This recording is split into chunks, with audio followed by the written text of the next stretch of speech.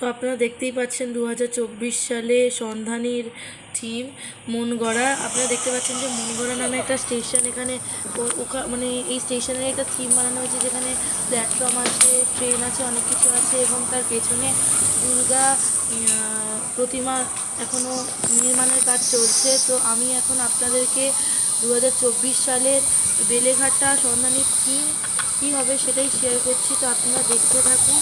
আর যদি ভিডিওটা পছন্দ হয় তো লাইক সাবস্ক্রাইব করবেন এবং শেয়ার নিশ্চয়ই করবেন।